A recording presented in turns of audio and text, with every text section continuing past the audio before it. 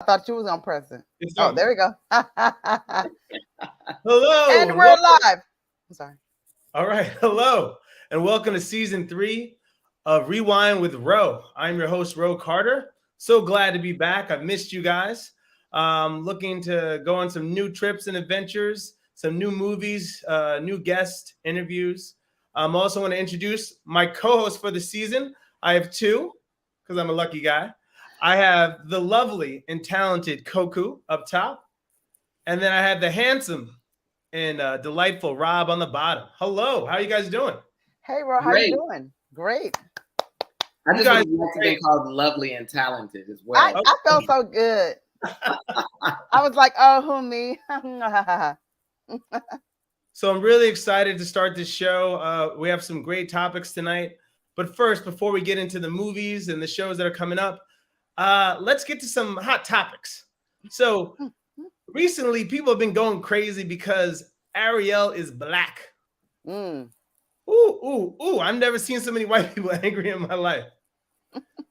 So, Koku, tell me, what did you think about tell me what you think about Ariel, the new release of for Disney, the first black actress to play a Disney lead like this. Crazy.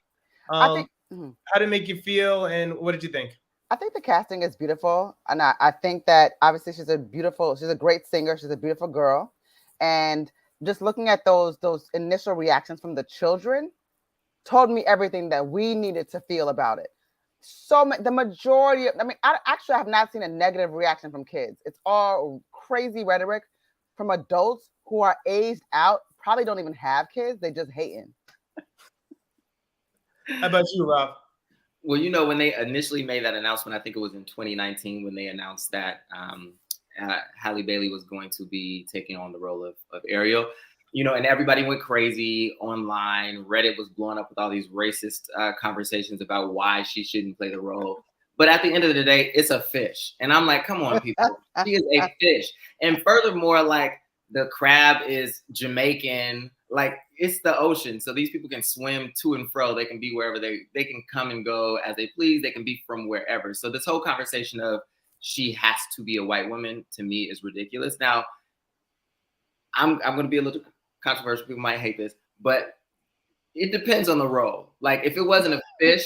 Okay, so we're officially going to learn a little bit about Rob. Go, Rob. Continue. Well, I'm saying, like, I don't want them to, like, just try and, like, make every Disney princess a black woman. Like, we don't need Snow White to be black. I think it's fine with Ariel. Like, let her be black. I love it because she's a fish. Yeah. But, some of the other characters, let them have their characters. And I'm not mad at that. Yeah, that's how I feel. But Ariel, we can have that. And like Coach said, I think representation matters, and I love seeing all these little black girls super excited to see someone who looks like. Oh, that was beautiful. That was the best part. Just seeing everybody so happy and smiling, and just, what about that little white kid? The little girl's like, "Is it just me? Is that Whitney Houston?" Yeah, I just saw one with the Down syndrome kid, and he was like, "Oh my God, she's beautiful. She's black she's and black." First time. Like, oh my God. But you made a good point, Rob. The crab is Jamaican. Right? That's her sidekick. Chances are she's gonna be a little black. That's all I'm saying. And I don't think anybody was freaking out that her dad is played by a man who's Latinx, right? Isn't? Oh no, we didn't even get. That's why they didn't show the rest of the cast yet. They could really gonna freak out. We think they're freaking out now. They're really gonna freak out later. They're gonna lose it. All right, so here we go. So tonight we're gonna do two movies. End of the Road and The Woman King. Oh my God. Both these movies have such powerful black women just doing their thing. So up first, we have End of the Road starring Queen Latifah, Ludacris, aka Chris Bridges, and Beau Bridges. Beau Bridges hasn't done a movie in a long time. The Bridges brothers are back. So first off, I haven't seen Queen Latifah in a movie in a minute. The last thing I did, she was doing The Equalizer on TV. I had to swallow that because Denzel's The Equalizer. I don't care what anybody says, so that's my own opinion.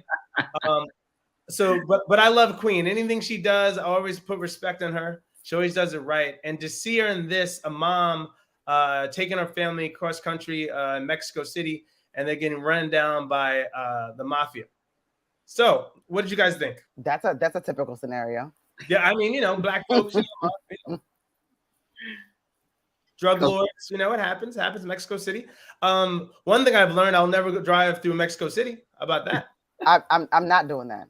Well, I feel like a lot of people are moving to Mexico City. I know a lot of our friends are moving out there, and they're there. I've got friends that have been out there for like during the pandemic. Yeah, it's the place to be now. I'm not that friend. And all you little Tulum gang people too, I see you. Hashtag Tulum game. Hashtag Cabo. Now you know your little ratchet selves. Hello, Carmen. That's my go-to. I always have a rule of thumb. Hashtag Cancun boo. More than 2 rappers in a movie, I usually don't watch. That's just my rule of thumb. I always go to the queen herself, Miss Lauryn Hill. 2 MCs can occupy the same space at the same time. What happened here, bro? Physics. So that's my rule of thumb. But hey, I love Chris. He's been doing his thing for a while. Ludacris with all the Fast and Furious and Queen Latifah on the screen. It was a drama, right? And it was high octane action. Surprisingly, I really loved. I didn't know who was what. Yeah, came out on Netflix last week. Tell me, give me your most surprising point of the movie, and give me one of your most memorable points in the movies. Okay, so I mean, for me, it was more so just understanding that she was just trying to like escape an environment, a situation. I don't want to give away too much. My surprising point was just the folly itself. Like for Ludacris to have been his character to have been somebody that would just do something so impulsively stupid, given the series of events. Mm-hmm. Like I wouldn't have done that. I'd have been like, oh hell no, I don't even care about this. Like I'm just, so I'm just like that was surprising to me. Like, why are you doing this? But did you understand the circumstances they were in? So this was going to help. I know. No, I get it. Like I know there was dire circumstances, but there's still like there's consequences to every action, right? So life is not that simple. It's not that easy. Like you don't just hit a lick.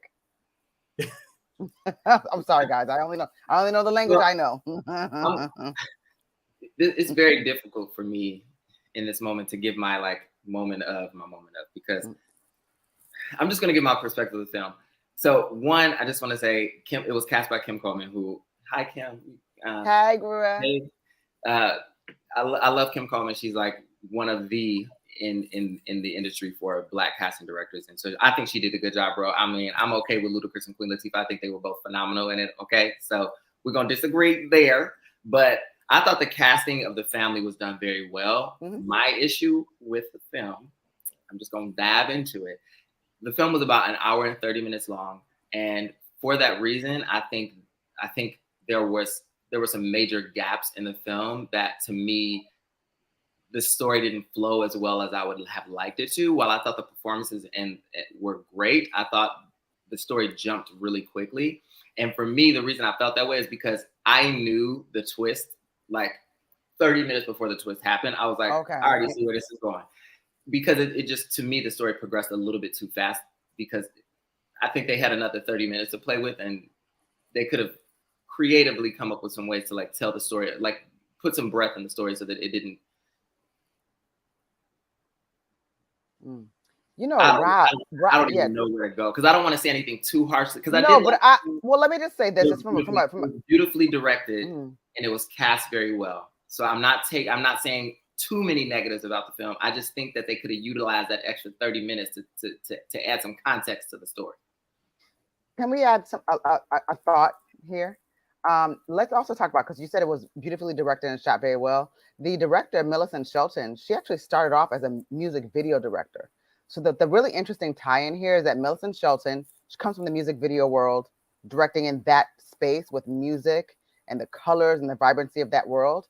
And now she's working with Ludacris and Queen Latifah, who are arguably, like in many circles, the best at their positions as rappers and also as actors. They are also very capable actors. They are the kind of people that really have taken on roles where it's like they have, I don't want to say moved on from rap, because if you ask Queen Latifah for 16 bars right now, you ask Ludacris 16 bars, they're going to give it to you, okay? And Queen Latifah can sing. So I'm just saying that like it's just interesting to see all that come around full circle. What's up, Donnell? Live on the BX. What up? Coco, I love your laugh, by the way. How you do? I can't help it. I love I that. am sneaky And for laugh. me, I have to shout this little boy out. The breakout to me was this. Oh yeah, her little son. Yeah, he was really good. So good. He's so talented, and I know we're gonna see a lot more of him because he's so good. Like, well, I want to add one thing to it. The twist though in the beginning, because you didn't know who was going to be the protagonist. You know, when they got pulled over, right, with the two kids, and they messed with the car. I was like, wow, are they going to be a part of this later on in the film? So I kind of like that twist, which gave me like a 15 to 20 minutes delay before I figured it out the same way you did, Rob. But I was like, oh, where are we going with this? And also that experience of driving while black. It's always an experience that we're all like, oh man, you know, we never want it to happen, but if it has happened, we hope it doesn't go the way that did. So last thing I'll ask about the movie, what would you rate it, and would you recommend it to a friend? A scale 1 to 4. 1 to 4, and would you recommend it to a friend? 1 to 4. I'm not gonna like. It's not the best movie I ever saw in my life. Like, right. So I'll give it like a good 3, a hard 3. But that's also because I manage my expectations. Like, I was not expecting this movie to be like, wow, this movie is like Oscar worthy and like the best thing I ever saw in my life. I knew what I was getting, especially with an action movie being compelling on that level is gonna be a little bit difficult. But it's fun. It's an interesting ride. And if you're into sort of like the idea of like a movie moving really, really fast and like not really knowing like right in the second, for me, that can be enjoyable. So I'll give it a 3, and I would recommend it to a friend. How about you, Rob? Well, I'm going to be a little more harsh. I'm going to give it a 2.5. Can I do that? Rob, you do whatever you want. I mean, you just lost a friend in the industry, though. I'm gonna give it a 2.75 because I just want to say that, you know, Hi Kim Coleman, I thought it was cast very well.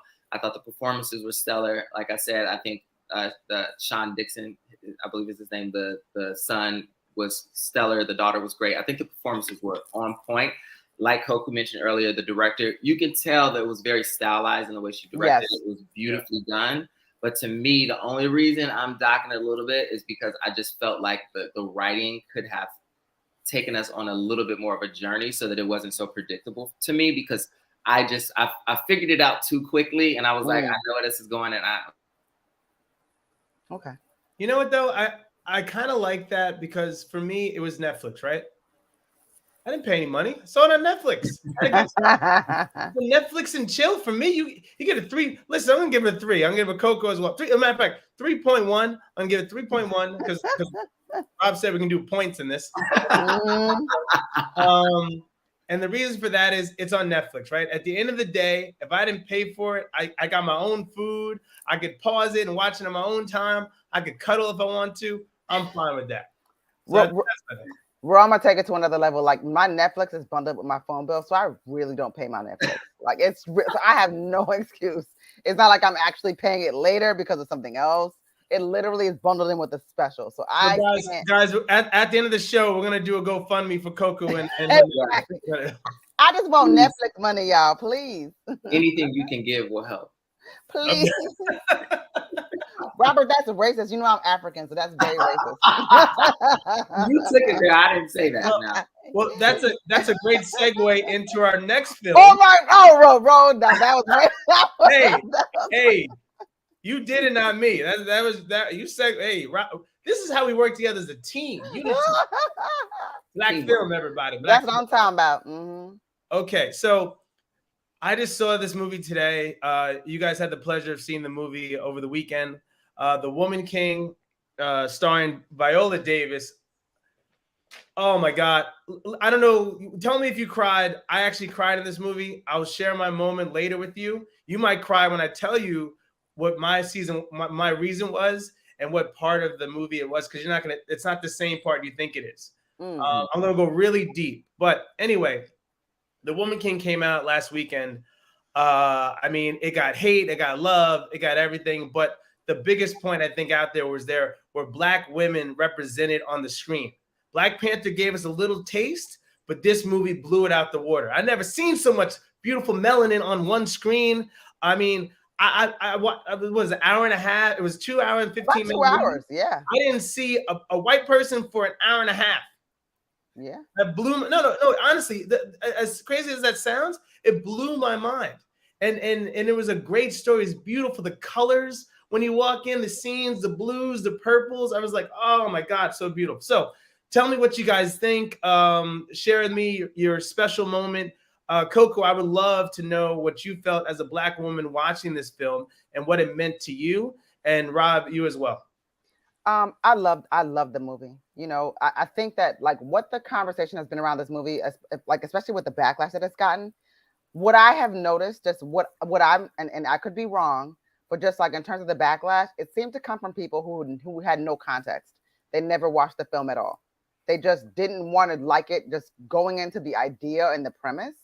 So basically, I love that it showed the Dahomey Kingdom, and I'm looking at it. I know it's a film. I know there are going to be fictional elements. I know at the same time they're going to be like, you know, things that may be historically accurate. But I took the film in for what it was presenting to me, and I felt very empowered. I felt very strong. I thought that, you know, Viola Davis, like she does so good at everything she does. The only thing I've ever questioned is her Michelle Obama lips. Okay, so but you got to do that. I was gonna leave her alone. I was gonna go positive. If we leave this alone. But the whole okay, that's another show. That's another. But anything like literally, like there are some people that it doesn't even matter the scope of the project. There are just some people's names, right? And at this point, it might even only be like the list reduces. It's like it's burning, right? It's like it's literally like a flammable list. But there's some people. You mention their name, like whatever it is, you're gonna go see it, regardless of what it is. Viola Davis is on that very, very, very short list of people that you have to go see. And I feel like what she did with this film, I was just so empowered, and I was reduced to tears in some moments because of just like how emotional it got me. You know, like I just felt like so good as a woman, and just feeling strong and feeling like equal, or even like more than, like it was like a matrilineal society, really, it felt like, right? So, and then what was the next question? Was like where it was more like your emotion. Yeah. And I guess like where I got really emotional, I don't want to give any spoilers away, but it's like, you know, you could have a warrior spirit and you can have a warrior heart and be the strongest person in the room. But sometimes like when you're facing something that's just like insurmountable, like where it's like, yo, I can't, this is what it is. Sometimes it's like, you know, you're reduced to your inner child. So that's, I will say that way. And that's just more like a generic statement that if you arrive at that point as to what I'm talking about, you'll understand where I'm going. And you're referring. Listen, I'm not going to say it, but I'll say it. One of the women from the tribe, she gets captured and injured, and you could see she was broke at that point. She was like, "I'm done. I gave it all." And then she had to be inspired again. And I love that. And that reminded me as we get older, right? And then we're like, I'm done, man. I lived my life the best I could. And then a young kid comes like, no, man, you still got more life in you. And you're like, you know what? I have to be reminded that. So I love that moment. I love that you brought that up. Yes. Rob, how about for you, buddy? Yes, I am hard pressed to find something about this film that I did not like. I think this movie was so perfectly done. And it's powerful. And I think Coco spoke to this earlier. All of the people out there, and I wrote an op-ed on this on blackfilm.com. If you're interested at all, go read it. Click it, read it. But, I have read it. Well, I've had it read to me. You have She doing Coco, and all right, that's another show. Sorry. For like Coco said, all of the people out there, to me, who were trying to find a point of negativity to draw towards this film. One, we're doing it because they just wanted clickbait to get attention to their platforms. And two, because they probably hadn't watched the film, because most of the people who were attacking this project were saying, oh, well, that kingdom, they were responsible for being integral in the slave trade from the African side. And I'm like, well, they addressed that in the film. They at no point did they try and pull a veil or wool over the eyes of the viewer and pretend as if they weren't involved in it.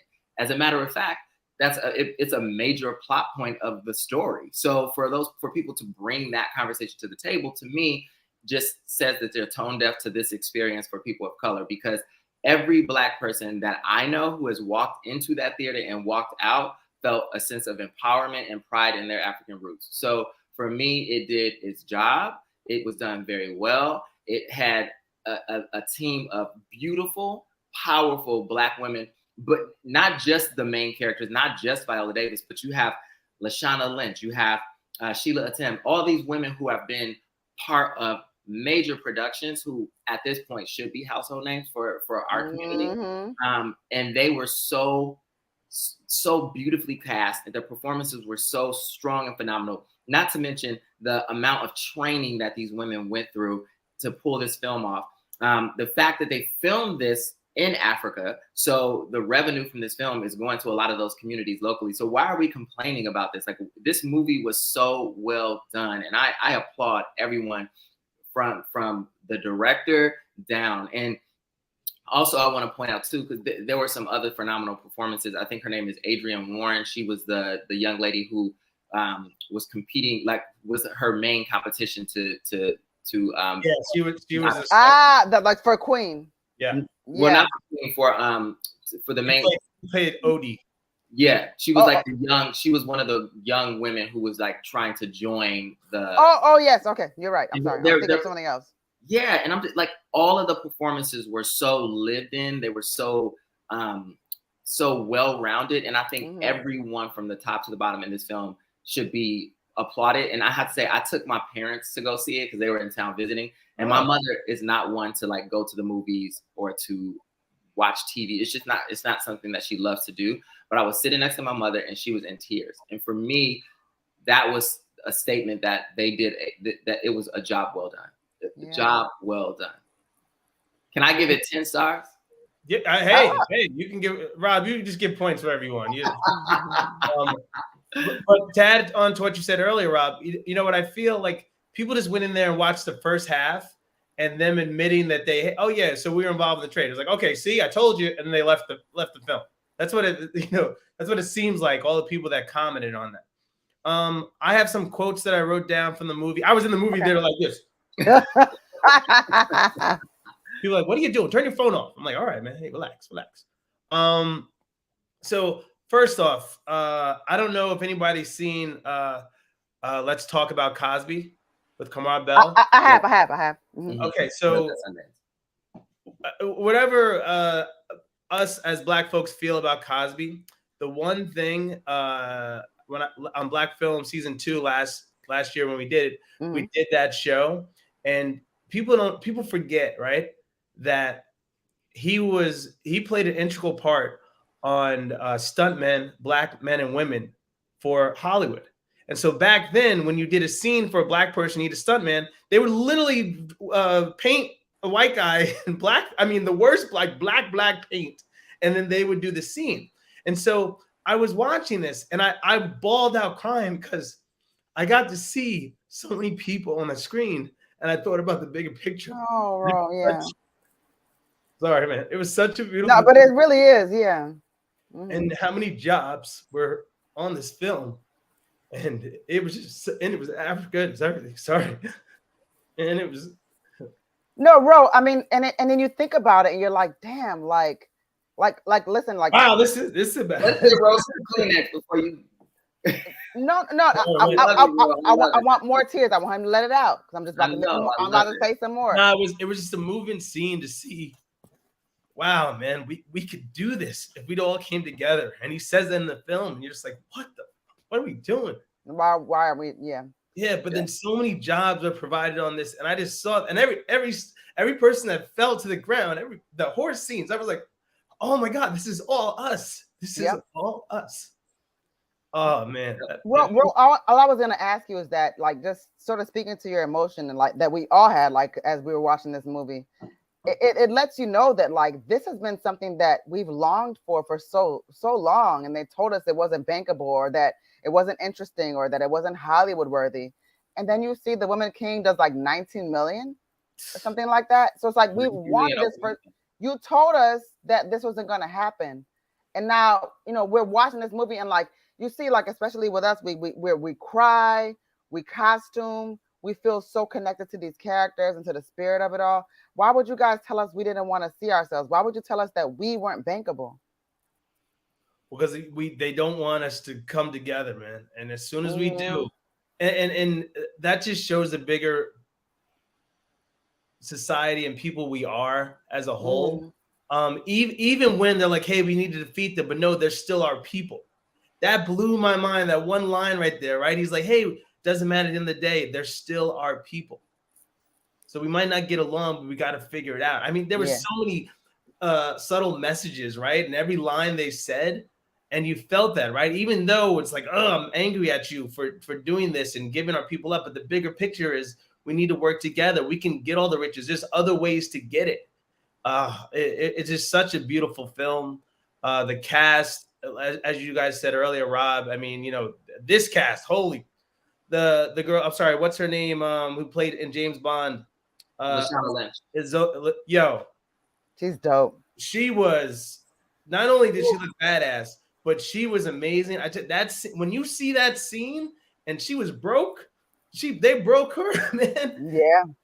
I was like, she was so powerful from the moment she hits that screen. I mean, this woman is just so powerful and so beautiful. And yeah, that was a touching moment because you saw her as someone who was almost unbreakable.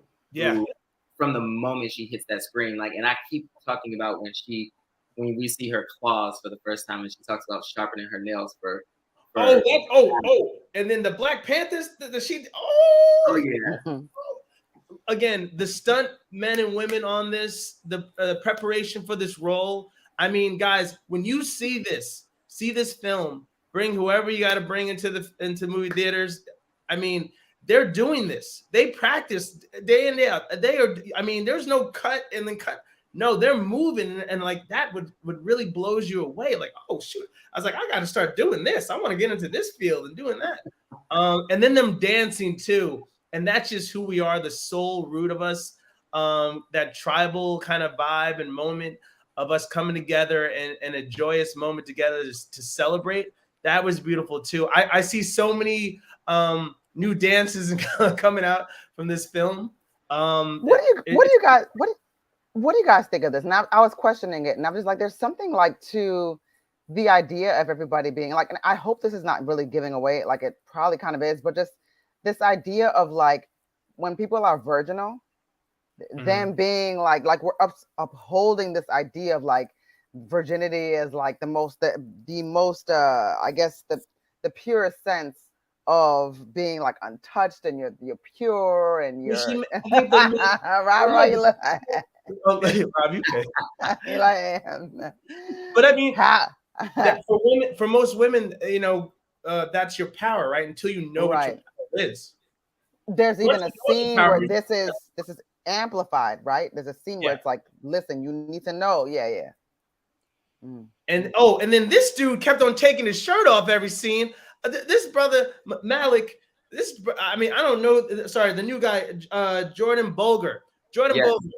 Ladies, if you want a little something, because there's a lot of women in the movie, but ladies, if you want like 2 minutes to yourself, Jordan Bolger, this dude comes on the scene. I'm like, could you put a shirt on, please, brother? Just don't sharpen the claws before you had that 2 minutes, right? Yeah, muscles on top of muscles, and he's like, here you go. No, I'm a toxic Niger queen. Like I like toxic Nigerian men. So I was actually rooting for the antagonist in this particular film. So I think we had this conversation. Yeah. Robert was just like, and that's Koku. All right. Yeah. He was out here being brutal and violent to these women, and Koku was like, I think I'm a little excited. I was like, I like him. What's up with him? Oh, how about when in the beginning scene, I'll just give one scene away when they're trying to marry her off. Oh yeah. I was like, yo, but that's me in the villa. That's why they took my black ass to the States. They knew goddamn well my ass could not be in no. No that's the type of stuff I was on. No, we can't do nothing. Coco? Yeah, we can't do nothing with this little girl. She's not gonna be worth nothing. You like take it to the States. Yeah, take her ass to the States. Have her there. Y'all deal with that shit. But you know what, bro? You're right. I really did. Like when the credits rolled and I got up, I was ready to grease a scalp and dance. I'm just telling you. Did you I guys was now? feeling it. Did you guys? How smart were you guys? Did you stay for the ending credits? I did. I did. I did too. You have to like nowadays. You have to do it. You didn't You tell have to. what do you mean it's the Warrior King? You didn't tell me to stay within the movie. What do you No mean? one told me, Ro. It just is what it is now. This is the world we live in. What do you mean it's the Warrior King? Knew. It's not a Marvel film. What do you- That's what I was gonna say. It's not a Marvel movie, but just anticipate a movie like you this. just gotta There's gonna do be it. Something else. There was an element. Okay, so this is the one they were giving away. I missed it, guys. So Yeah, people don't walk please walk out. wait Let till the end of credits the roll. movie. I wish you knew I was seeing this movie. No one wanted to tell me. That's great. Thanks, guys. Well, I Bro. just anticipated that you would do the right thing, bro. I thought you of all people. Team No Share. Okay, thanks. Appreciate you guys. Team No Share. All right. Well, that's a wrap up here. So listen, I highly recommend. Rob gives it a 10 out of 10. Koku is highly enthused by the movie. I would give it. I would say 10. I enjoyed the movie. Okay. Wait, now, what are we doing with these stars? Are we doing 4? Are we doing 10? What we Yeah, doing? 4 was the last one you gave it. You Four said it was was the up to last 4. 4 was the Then- max you could do, but Rob just went 10. And I gave it a 10 out of 4. Okay. I'm just gonna go 4 out of 4. I'm not gonna get outrageous. I'm gonna let Rob have his own scale. I'm gonna give it a definitely a recommend. You know what though? I still the previews for that movie. The one was Black Panther 2, and Yes, it Wakanda was. Forever. And so I want to give a shout out. Rest in peace, Bozeman. And also that movie opened up so many doors for us. Mhm. That I don't know if this movie could have done the numbers, let alone been acceptable if that movie doesn't really kick in the door. I agree. Really, I mean, well done. I mean, Wakanda's, you see the colors and the beauty, but I love the rawness. I'm like, I want to go to Wakanda before, but now I want to go to Africa. You know, after you see this film, I want to go to Africa, and I love one last thing I wanted to add. I totally forgot about horses. I didn't know how integral part of history horses play. You know, I was thinking the same thing. I was like, historically, I was like, oh. I had to Google it and everything. I was like, horses didn't come over till later. So when you bring a horse, think about it. They're running and learning how to do this. I was like, shoot, to go into the village was like, oh, it's a 2-week hike. I'm like, what? It's like, and so how horses played a huge part of history. Oh my, forget the gun. Like the horses changes everything. So a lot of things to learn here. It's a beautiful film. We all recommend it. I give it a 4 as well. The performances everybody's amazing. Everybody's amazing. Can we please shout out Gina Prince Bythewood too? Because like these Black female directors who are coming out here and just knocking out these box knocking it out. Y'all don't underestimate them, okay? And Millicent Shelton, also Black female, did End of the Road, which we talked about earlier. So just so you guys know, we talked about 2 films that were directed by 2 Black women. Making movies, making big moves. So last thing, anybody got anything coming up in the next week or 2? Koku? Oh, well, you know, same old people here on Black Film on Rewind. You know, I never want to announce interviews because you never know somebody's gonna be like, well, you know, I'm busy, so I'm not gonna do it. Okay. It's like not happened, but you just never know that it could happen because you said it. So, but I just have my same interviews. I'm still trucking along. I'm getting my bike brakes fixed. That's the big news. Well, code. All right. No. How about you, Rob? Literally. Well, you know, I'm gonna scurry on out of here at some point and head to an acting class, and then I do have an interview coming up next week. I'm interviewing some beautiful Black women who are casting directors and own a casting company together. So I'm excited to have a conversation with them, sit down and really break that down because they are out here working on some of the biggest reality shows out. So I just want to like give them their flowers and have that conversation and share their story and their journey with the audience here. So I'm excited about that. You know, I play your baby mama. Well, guys, last thing is Jazzman's Blues comes out tomorrow on Netflix by Tyler Perry. I was lucky enough to interview the cast and Tyler Perry. You guys will get a great laugh at that. That'll be posted on blackfilm.com sometime this weekend. Maybe. Yes. All right. Okay, yeah. Yes, it will. Yes. But regardless, either way, we will talk about it next week. So please tune in next week. I appreciate Don E for watching, all the viewers that came on tonight. Tell a friend, please. Thank Tell you a guys. friend. Any last words? Coco. That fellow is a munch. Okay. Shout out to the Bronx. Boogie down, Rob.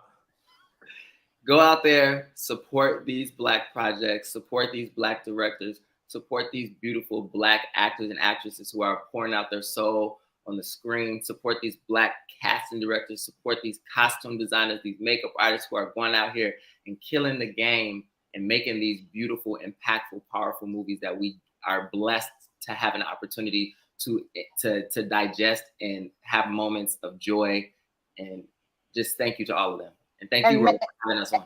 Thank you, Ro, for having us on. And also make the film you want to see. If you don't see it out there, make that film. Because it is, we want to see it. Mm-hmm. There you go. We need to get some Black film merch. All right. Yeah, we do. We talk. Yeah, right? We gotta talk about it. Yeah. We're going to do that. All right. Well, thank you guys again. Tune in next week, everybody. Same bat time, same bat channel. Right? Oh, cool. Or Black channel. Ooh, same Black time. Bars. Okay. That's what we do. We're going to end the show. That's what we do. Thank you, everybody. Be safe. Love and peace. Have a great weekend. Peace.